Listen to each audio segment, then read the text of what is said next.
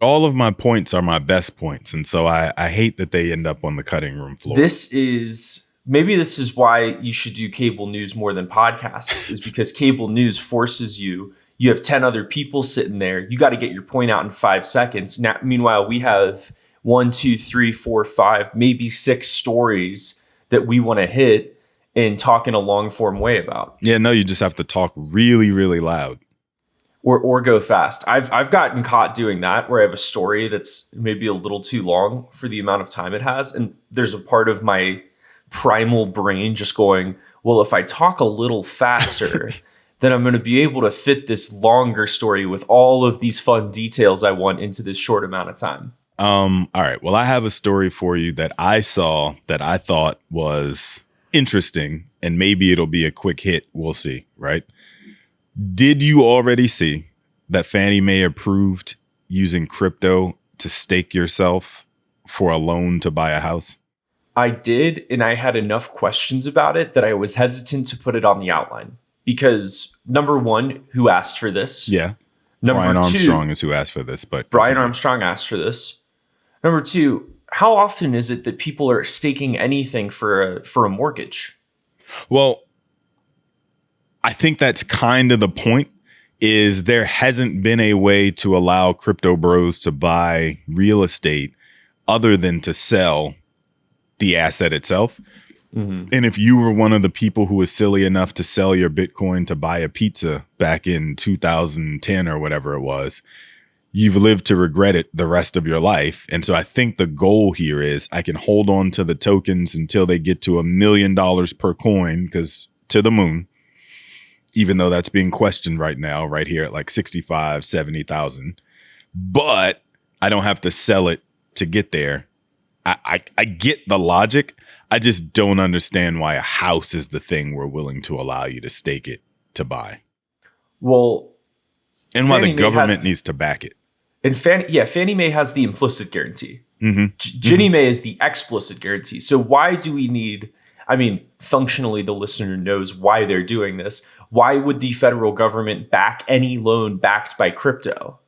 And why do you and I as taxpayers want to allow crypto bros to buy a $3 million property in Palm Beach with their crypto just to allow the loan to blow up when Bitcoin goes down to $50,000 or whatever and they get a margin call for us to pick up the bag? That's the part.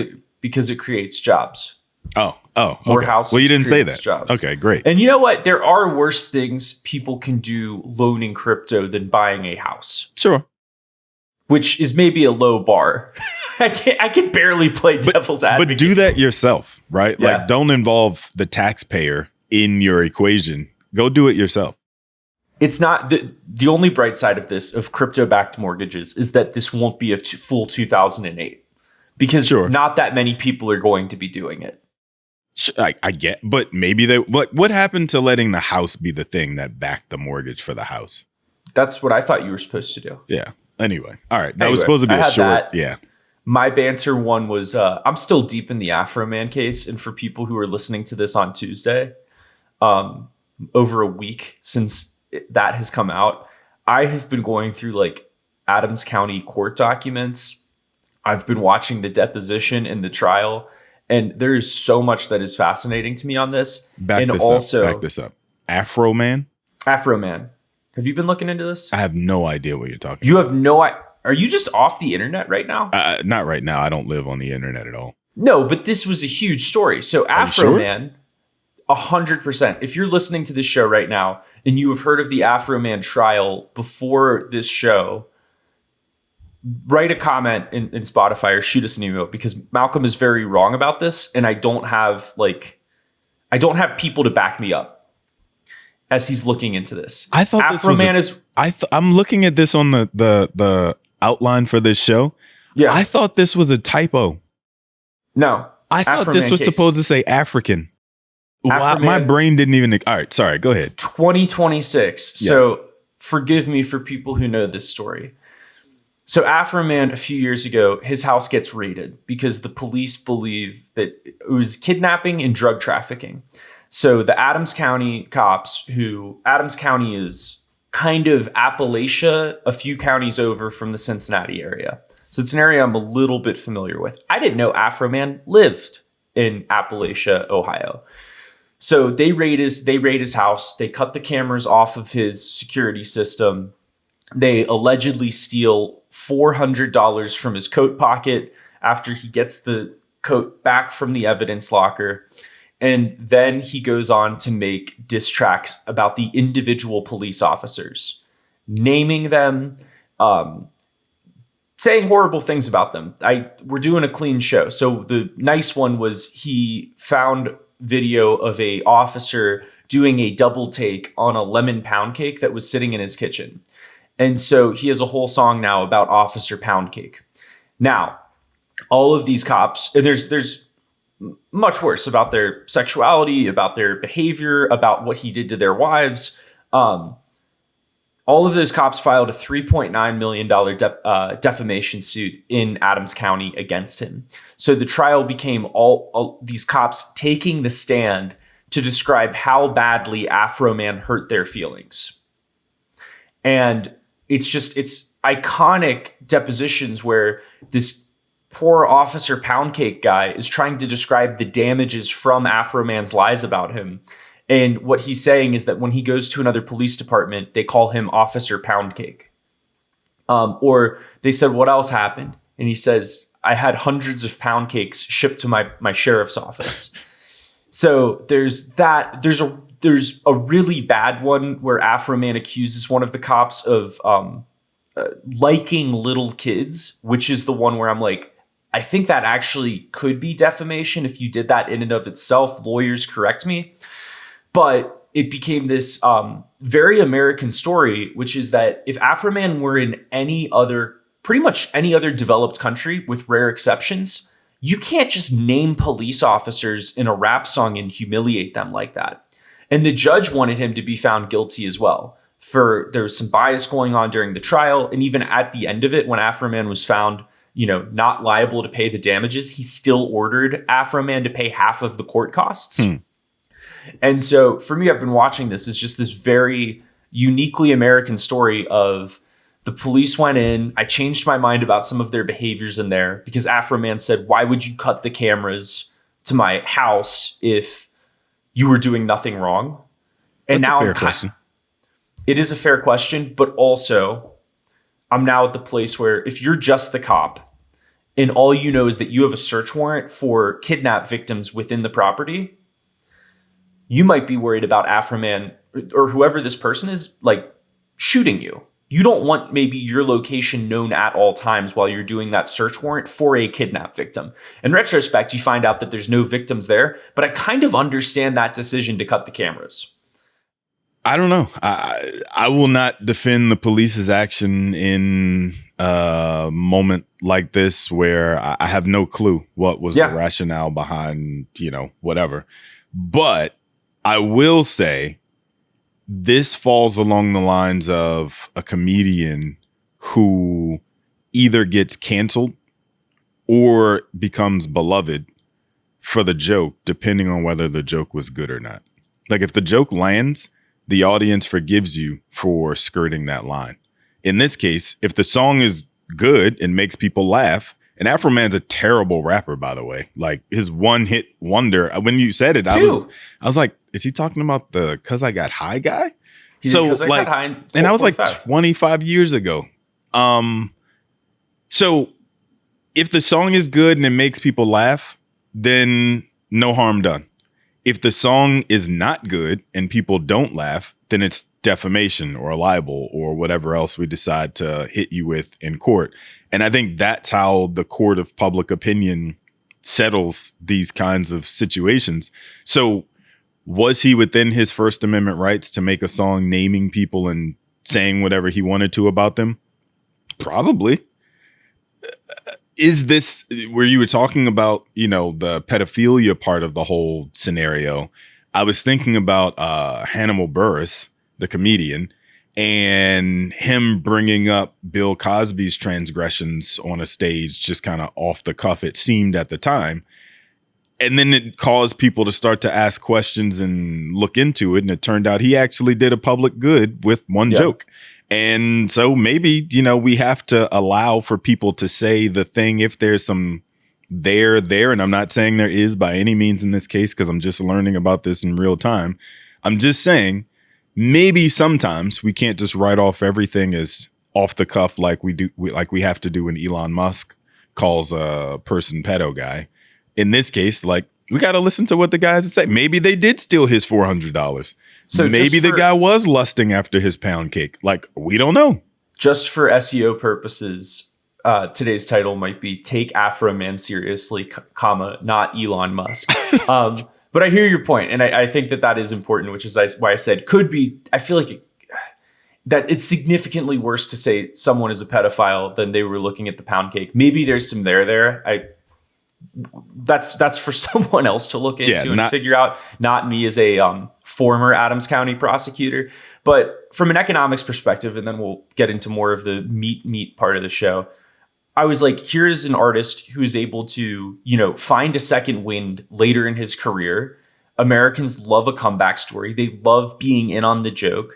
And he's able to this is the fullest extent of your First Amendment rights, which is you're in a courtroom saying, I did not defame these police officers. A judge kind of implies, yes, you did. And a jury of your peers is able to say, absolutely not. Go walk free in your full American flag suit and keep rapping, Afroman. Because they went home and listened to it and had a chuckle and said, eh. And he's still making a good living. Either of us would be lucky to be Afroman's financial advisor. This dude's pulling in. He works. Doing what? He said he does 2 to 250 nights a year. And every time he sings these venues, he does a lot of college parties, I think. He does a lot of small venues. Each time it's a check, $2,500 to it sounds like he's getting paid between $2,500 and about $5,000 per performance. And for 2 songs. I mean, I'm sure he's got more songs with the cop songs, but so all they did was increase his notoriety now, and all over Ohio and Pennsylvania, he's going to be doing his thing. Yes, he has probably about 6 months to a year where he can significantly increase ticket sales. And he's just been grinding. He's just been going and performing and doing the same 2 songs that people liked up until now. And by my estimation, he's not making millions per year, but he's doing better than a lot of software engineers at NVIDIA.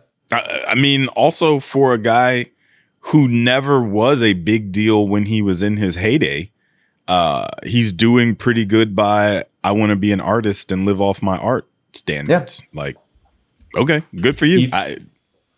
Even if some of the art is kind of creepy, where in his security cam, it's hung up copy paper drawings that are not framed. It's just very neatly arranged copy paper drawings that are at the front door of his house. Another thing we have questions about. We'll investigate later. Sounds but today so on the much show, like an episode of the Boondocks. Like, it just yeah.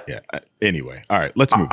We have more potential corruption to talk about with trades worth over $1 billion rolling in right before a Trump announcement. I want to talk about some reporting I have done on taxes you pay that are supposed to fund the TSA, which may or may not be funded by the time you're listening to this show. And a sign for the American economy. More people starting their own business. All right, let's get into it.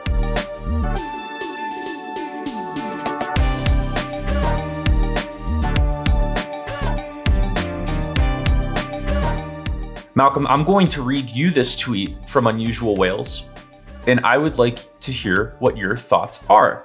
This is podcasting. This is real podcast journalism. Reading a tweet and then having someone respond to it. All right. 5 minutes before Trump's announcement to halt the attacks on Iran, massive trades reportedly hit the market. In one move, 1.5 billion in S&P 500 futures was bought, while about 200 million in oil futures was sold. These orders were 4 to 6 times larger than anything else at the time. This trader seemingly made huge gains. Unusual. I agree. That is unusual. That's a massive amount of money to take a flyer on. So I'm not even willing to call it unusual so much as blatant. Like, that's right there in your face. I am just going to plop down $1.5 billion on a sure thing. And notional value for the future. So it's a little bit less, but that's the underlying value. whatever.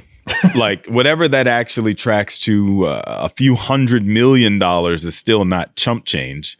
So like you had to have known something about something for certain. And that's the whole point. Like that is blatant manipulation.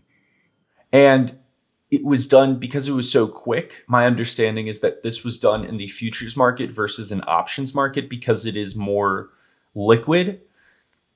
Because there's more volume on an S&P future than an S&P call option, which is why this person may have done this, is they needed to execute it fast and right now. Pardon me. And the really frustrating thing about a lot of these stories is that in this case, the CFTC, the Futures Commission, can easily find out who this account is. They can look at the trade and go, okay, who did this? This is what regulators are for. They could go find out.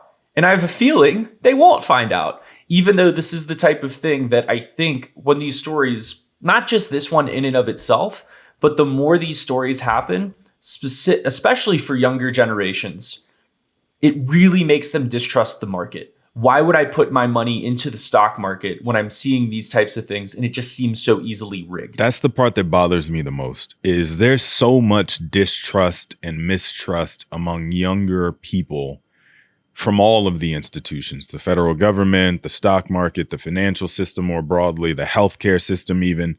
There's so much mistrust of all of it. And this just helps to reinforce everything that they're skeptical of. Like, I'm not saying they're mistrusting of the system as if they shouldn't be. I'm just pointing out the fact that they are. And this stinks. Like it right there in your face is once again someone gaming the system for their own benefit. And this is obviously the haves getting heavier once again, because I'm going to assume, this is a big assumption, but I'm going to assume this is not a 25-year-old beating the system by playing the options market this way. This is probably someone in later years of their life who has the means to do such a thing and the connections to the administration to know when to time such a move. And the thing that is so gross about it, they could have done 2x a normal trade. Mm-hmm. They could have done this in a way that wasn't so blatant for something that is as liquid as the futures market. If you're going to crime, you might as well crime all the way, though. Yeah, but if you're going to crime, why wouldn't you try to cover your tracks just a little bit? Because, well, so that's kind of my point, though. If you are the person who is so situated this close to the administration with the resources and the information, you're not thinking about, I got to cover my tracks. You're living in a totally different world where consequences aren't your problem. Yeah, you might get pardoned if you get caught. This isn't Afroman making this trade. This is, somebody with substantial means and connections. It's the George Carlin quote. It's a big club and you're not in it. Pretty much. And so I've been looking more into the Pokemon and collectibles market lately, as I've told you about.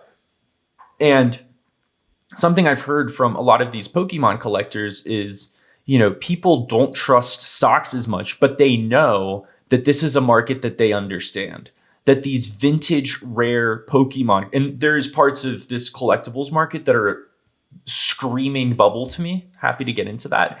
But I know that this 1999 vintage holographic Charizard card, that's the Fire Dragon Pokemon, Malcolm. I know that will hold its value for the next 30 years because it's held its value for for 30 years. I see the people buying and selling this. Therefore, I have greater faith that these stores of value will continue to hold value. Now, a lot of people in that collectible market, they're screwing around, but I think there is a significant chunk that are also acting on that belief. I am a person who does not have many regrets in their life whatsoever. I also look at this. I watched the King of Collectibles show on Netflix, and I deeply regret however many kids there were that I called a nerd in middle school for being so obsessed with Pokemon and Pokemon cards and did not seize the opportunity to buy several packs of those stupid cards what is this, 2000 we're talking? No, this is probably 1990s, mid 90s. 99 I think was or no, we're in the 30th anniversary, because I've heard that's why there's a lot of action on Pokemon. Yeah, it's the 30th anniversary. I think I was in like 6th grade, something. I don't know. Anyway, there were so many instances of me going, whatever, nerds, to the basketball court I go. And if any of those people were smart enough to hold on to any of those cards that they were so excited about that were holographic and shimmery, when they pulled them out the pack and didn't destroy them, they probably bought a house with the proceeds from holding on to that rarity. And I am sitting here looking like the idiot. So good on you. There was actually, I was watching for a moment, unintentionally, I was watching the local news yesterday, and the reason it stuck, like as I'm trying to flip through. Don't say unintentionally, support your local news. Yeah, sure. The reason that it stuck was because the anchor broke into today in Northern Virginia. I think it was Loudoun County, Virginia, which is a very wealthy part of Virginia, also a wealthy part of the entire country. A house was broken into. 3 teens broke in to steal rare Pokemon memorabilia and specifically a few Pokemon cards. And I was like, nerds. I had the same reflexive, and then immediately said, they know that that's in that person's house so much so that they went to get it. I bet you there's millions of dollars worth of Pokemon memorabilia. And like immediately had that snap reaction where I was like, no. I missed it again. Like 30 years later, my reflex was wrong again. And the money version of me was like, oh, snap. There's probably millions of dollars they were breaking into this person's house to try and get worth of Pokemon cards. I mean, a lot of these rare, like the rare cards I was seeing going for sale at a card show, that's, some of them it was not uncommon to see $5,000, $10,000, $18,000 cards. So that's a lot of $100 bills lying on the ground if someone is flexing their collection. Mm-hmm. And but we're not talking $100 bills though in a lot of cases, because similar to pieces of art where there are so few of them and they trade only so often, there's people that are pulling cards that are worth $1 million each time they break the box and find, like what's the guy's name? Logan Paul. So Logan Paul was wearing one around 16, his neck. Yeah, that one sold for 16 million. It's extraordinarily rare for even broken cards to get above $1 million. Unlike the fact that it exists is what keeps people coming back to the party. Is my whole point. The whole reason you sit through a 3 or 4 hour Christie's auction is because there's that one crown jewel that's going to get auctioned, and people end up bidding on a bunch of other crap that's just there because they know they're bored, so they're going to bid on something, or they know they're not going to get the crown jewel anyway, so I might as well be seen buying something. And I think that habit is also applying here. There's a lot of activity happening and excitement happening because of those crown jewels that sell for 10 and 15 and $20 million, and it brings more people to the party. Yeah, and so a couple of things. The thing that is different about art is that there is a standardized grading system, and it is relatively liquid, where a lot of these rare cards, and I'm using not quotations, they're rare cards relative to what people are pulling. There's a standardized grading system, and they're relatively liquid. You can see what they sold for within the past day or week on eBay. There are parts of this that are very odd to me, which if you are interested in this game, ask yourself these questions. PSA grades these cards 0 to 10. 10 is flawless. That's what collectors really pay up for. Sometimes 3 to 5 to 10x a 9. And that difference could be as small as a tiny white dot on the back of the card. Ungraded cards, which have not been graded by PSA, are going for more than a graded 9 because people are so just foaming at the mouth, hoping that they can find one that's worth a 10. So that seems a little nutty to me. And then the second is a lot of these modern cards are also seeing massive price increases where there's a huge population of them. And even people in the Pokemon collecting community are thinking like, okay, this is overheated a lot on these modern cards. So those are two things I'm watching for people who are considering taking speculative stabs. Last thing I'll say on this is the one, if you want to get greasy with it, I'm going to start looking at it. I will probably not buy any of these, but maybe one of the collecting booms to come is from this anime show that a lot of Gen Z and Gen A likes called One Piece. They have a trading card game, and I think that that's going to build up a lot of excitement. I have no knowledge of the market. To the Bitcoin here? This might be an Ethereum to the Bitcoin. So it's something I will look into. I would consider it gambling money that you're lighting on fire, but it's something that may be worth an internet rabbit hole. How about that? You want to talk about stocks? Please.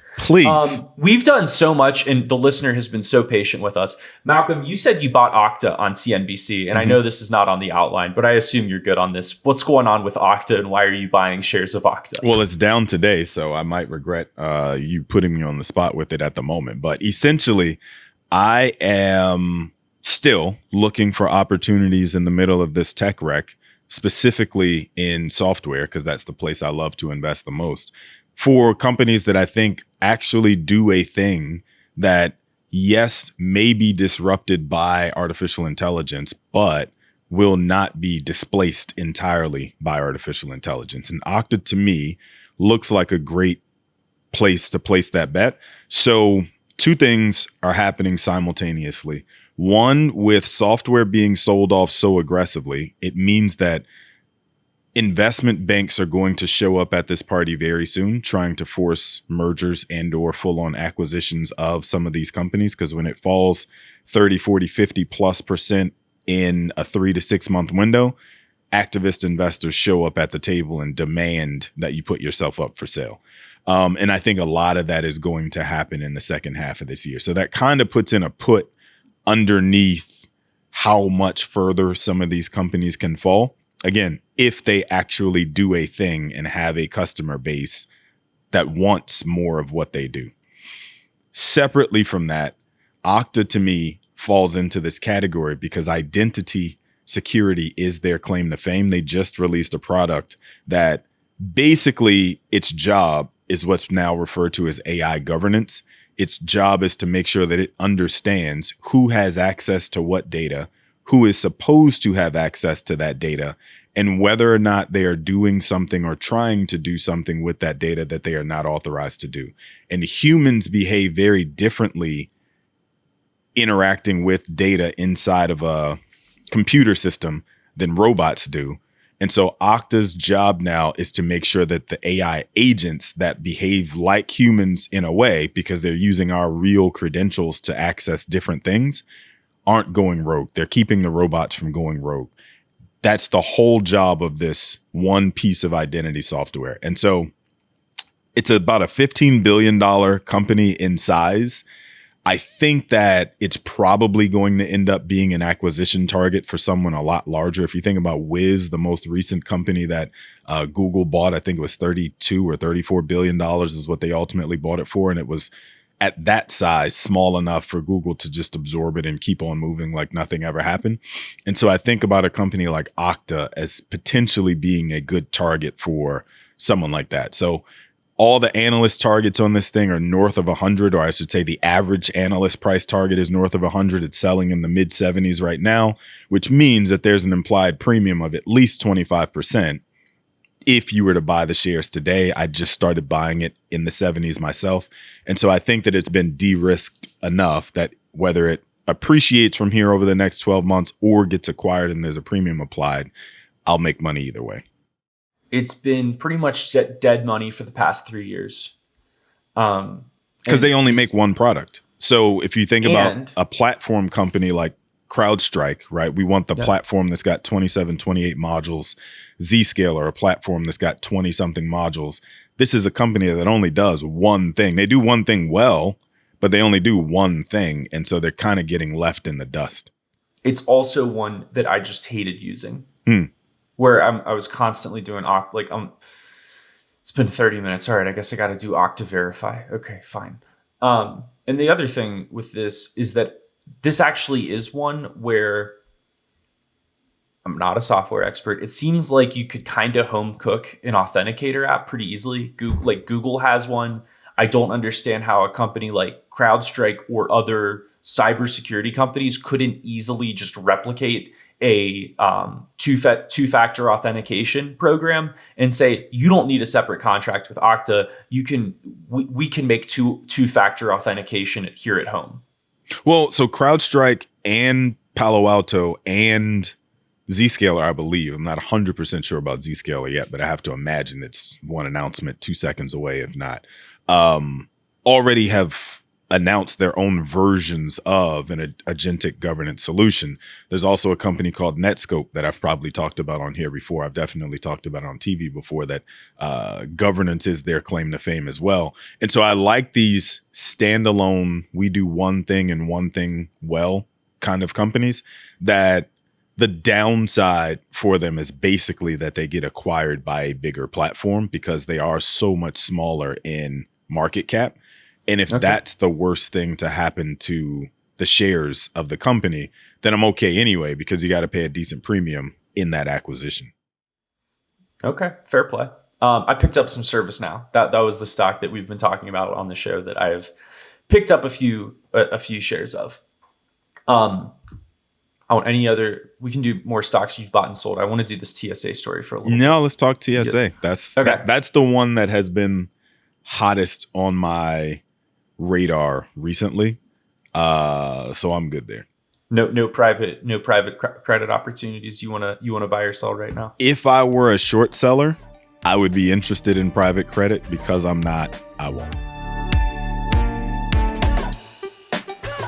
This episode is sponsored by Capital Area Planning Group. Capital Area Planning Group is a fiduciary wealth management firm that specializes in helping high net worth individuals and families navigate the complexities that come along with managing concentrated stock options, multiple income streams, and an ever-changing tax code. While our team of certified financial planners are well-versed in all things personal finance, our areas of expertise include equity compensation, estate planning, and multi-year tax planning. At Capital Area Planning Group, we believe in pricing transparency. That's why our fees are posted on our website, right alongside the various services we perform on behalf of our clients throughout the year. If you're tired of receiving the same cookie-cutter advice from your financial advisor, then don't wait. Reach out to us today at capgllc.com to experience a better approach to wealth management. Again, that web address is www.capgllc.com.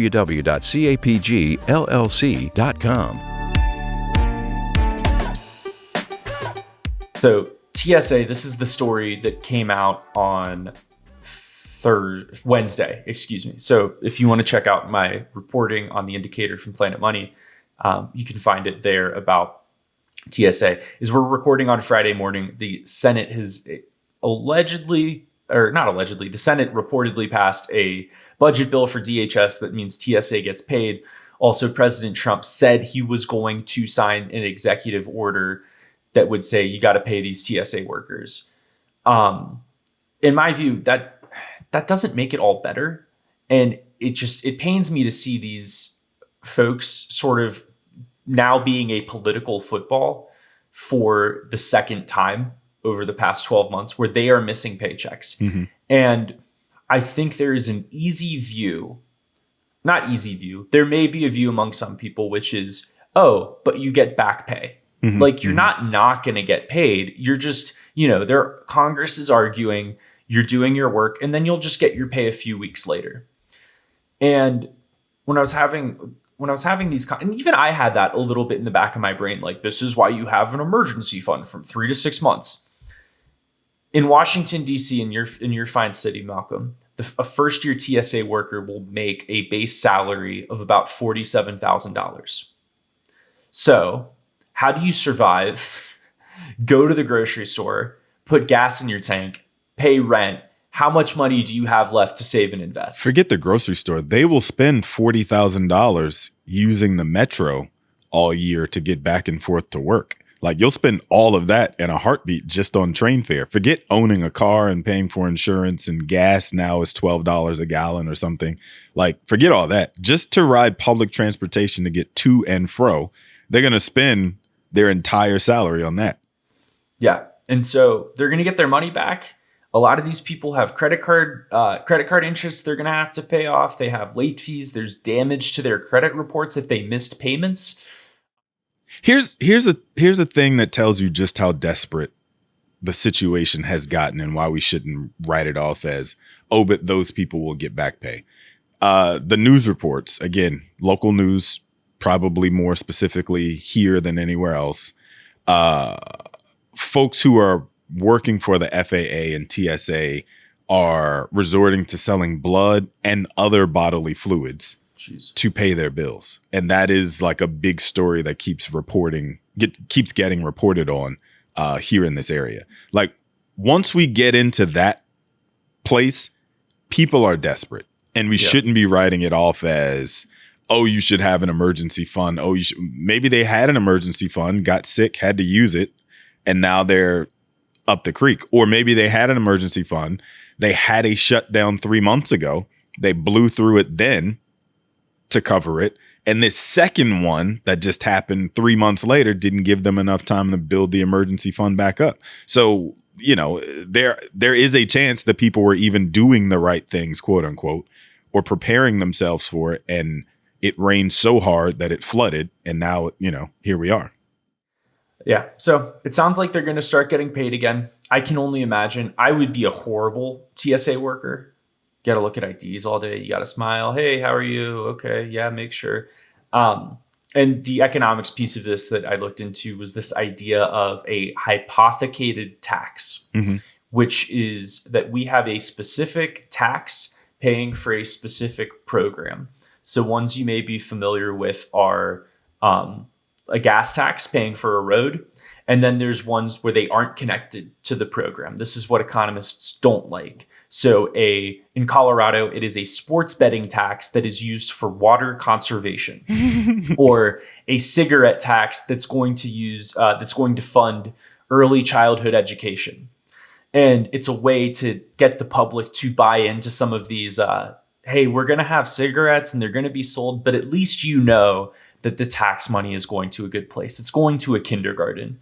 But then you may run into an issue where it was, I believe California bans menthol cigarettes.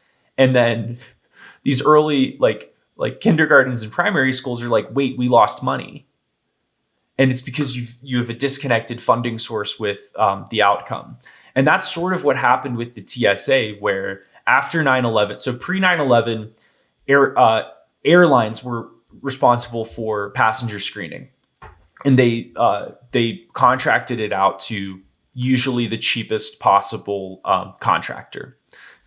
They weren't thinking about security as much.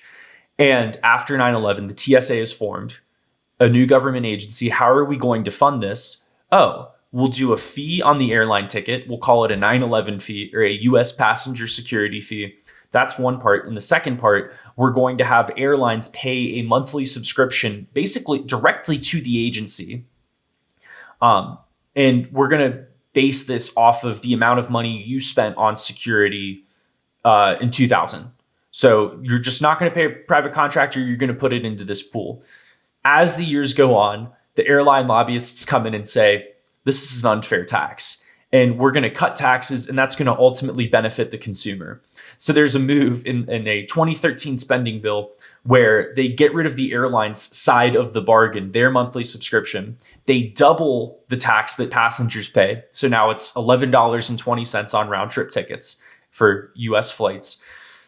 And budgeters see this, and Paul Ryan worked on it, Obama signed it into law. They say, we have a pot of money here that could be used to pay down the federal deficit, and we can do this without raising taxes or cutting popular programs. Okay, we're going to build in a increasing mechanism, so parts, and more so year after year, of your passenger security fee now go into the general fund in the same pot where your income taxes go. So, bit of a long story, but it is a way of saying, yes, you pay a passenger security fee, but that's why that breakdown of a hypothecated tax is why these TSA workers end up missing paychecks, even though the money is coming in, which, by the way, in and of itself, couldn't fully fund TSA in the first place. I think hypothecated taxes make perfect sense at the local level, at the state level, because you can directly point and shoot. And in some cases, that still doesn't even work out. Like in Maryland, the reason that there are two really large casinos was because they had proposed or promised to pay a certain amount of tax that was going to go toward funding schools in Maryland.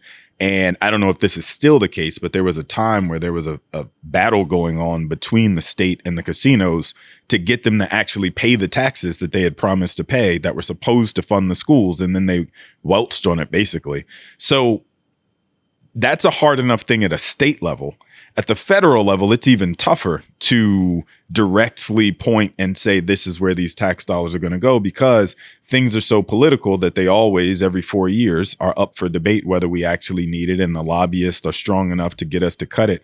That said, I do think that there are certain things that shouldn't be up for question here in the States when it comes to what gets funded under the bill. And you might say, does the military actually need $40 trillion every year to run its operations? Maybe, maybe not. I don't know. But there is some base level amount that they need to cover salaries of all the service, armed services folks. There's some base level they need to pay for utilities and whatever their base level costs are. And you can say that against every other organization. There's some basic costs like salaries for TSA workers and FAA workers that we absolutely need to be funding no matter what, because we are extremely unsafe when trying to think of the most responsible way to say this. We're extremely unsafe when you have someone who is financially strapped standing between a person with bad intentions boarding a plane or not, and then potentially being propositioned off to the side somewhere and saying, let the guy with the blue hat go through today and there's $100,000 in it for you. Like, that is the thing that we all should be trying to guard against. And if the only thing we have to do to make sure that that doesn't happen is pay people on time and pay them well, then my God, like, why can't that be a thing that we agree on regardless of which side of the political spectrum you fall on? Not even pay them well. For those listening, do you want this job?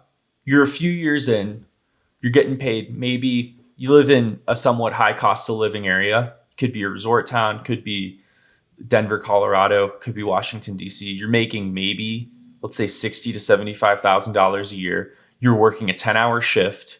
You're looking at x-rays all day if you're lucky, or you're checking IDs, and you have to be on your game the whole time. You get a 30-minute lunch break. And on your feet the whole time. You're on your feet. Maybe you get to get a 15-minute break. You go and listen to your coworker talk about what they saw on NCIS last night. And maybe every 3 to 5 years, you get to go to Disney World. That's what you get. And it's the benefit. You get a pension, you get a defined benefit pension, but that's far away. So it's a stressful and long job. And anyway, that was my reporting on that. But the FAA, I want to throw into the mix with this as well, because they are also equally overworked, underpaid in a lot of instances. And you have people who are walking off the job and saying, forget it, I'm good, I've had enough. And that makes us equally unsafe when you have collisions on runways with a fire truck and an airplane. Like, here's what's crazy though. They were fully funded for 2026. The thing that's don't lump your FAA peanut butter into my reported jelly. It doesn't matter. They're getting screwed around with just as much, and it's just as stupid as my point. But what is the cause of bringing everybody back to the negotiating table? It's not, we feel so bad that we've done this to our poor TSA workers. It's that Delta Airlines shut down the Congress people only call line and said, you guys are going to have to call into the same phone line as the general public until you fund TSA.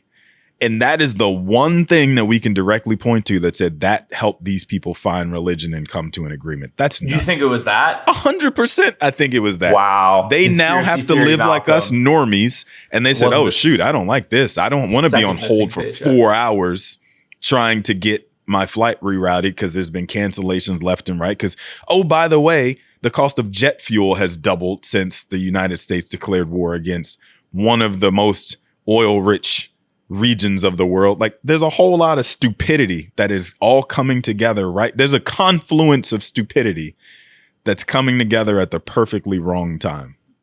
Anything on news, company related stuff you want to talk about before we get into this Wall Street Journal piece on the economy and people starting their own businesses? No, let's because I know sometimes people, we gave them a stock thing. You got one stock thing from this show of a company to check out, and you got a greasy collectible thing to look into. That's enough actionable information. A couple of pieces in the Wall Street Journal that are worth discussing together. One is called "Starting Your Business is All the Rage Again," and the other was "America now has more spas and gyms rather than stores selling actual stuff." I think this is a part of the same economic story as AI disrupts jobs and also creates more opportunity, as you can vibe code your way into a prototype of something pretty easily.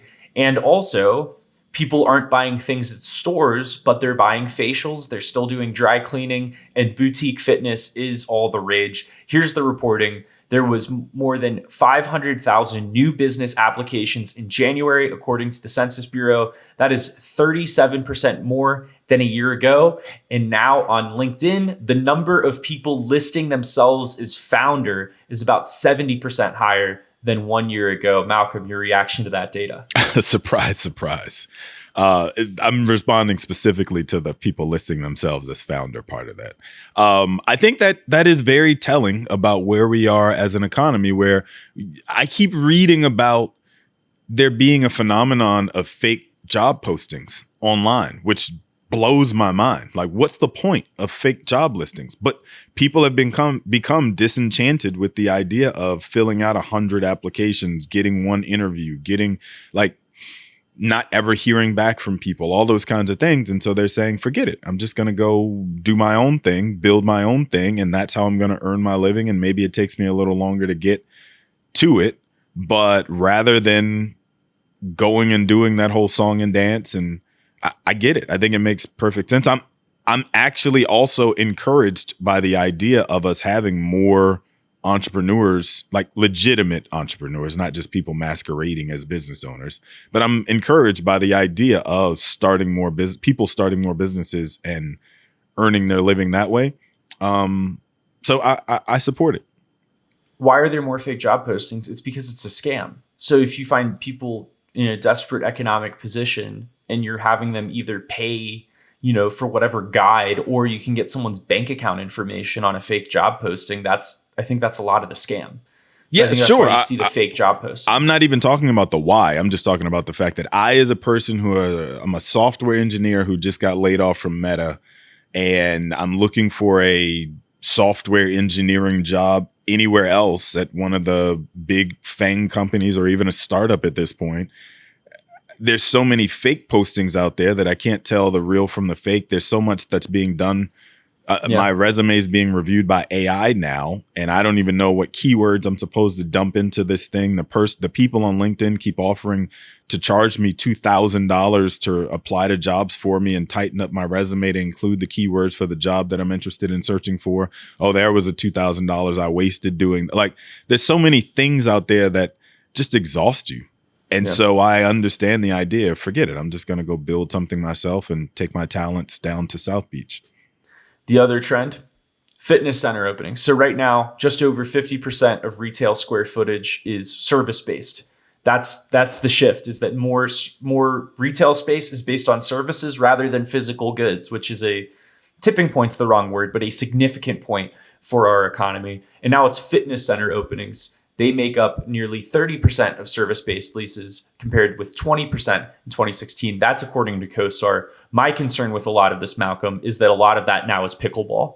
And I think that might be a frozen yogurt type trend 10 years later with these luxury pickleball courts opening. Unfortunately, one called Velto Pickleball Club in Brooklyn. It is a high-tech, high-end version of pickleball. Think sensors that automate line calls, a 14,000-foot space with 4 courts and a lounge and a co-working space. You know who I blame for this? Co-working space. You know who I blame for this? Who do you blame? The great wealth transfer. This is people inheriting money that don't know what the hell they're doing. So they set up co-working spaces at a pickleball court without without a legitimate business Zoom plan rooms? and realizing like build it and they shall come isn't really a thing. I swear, if you ever do this to me, Malcolm, we're really grateful for the amount of effort and dedication you've put into this company. Your years of service have not gone unnoticed. However, the AI transformation. I'm sorry, I can't hear you over the pickleball. The AI transformation has made it that we have to make budget cuts and lay you off. Wait, can you say it again? Can you say it again? It's my serve. Can you say it again? You get Cobra for 18. No, I'm at the pickleball court. I can't imagine. You put a co-working space at a pickleball court? Where are we at? What are we doing? Listen, I won't lump Hannah into this. I'll say you specifically wouldn't believe me when I said, whenever I am on the West Side Highway down by Hudson Yard area and I see all these people with nothing to do, way too much leisure at 11 a.m., this is what they're doing with their inheritance. This is what's happening. Great. Back to the great wealth transfer. All right, we're going to end the show there. You can find me I'll do Instagram this time, at Rick So Slick on Instagram. Malcolm's at Malcolm on Money. One thing you can do to help the show, share it with a friend who may enjoy it. I'm enjoying the show we're doing, and I hope you are too. You can also email us thistimepod@gmail.com. Thanks for listening.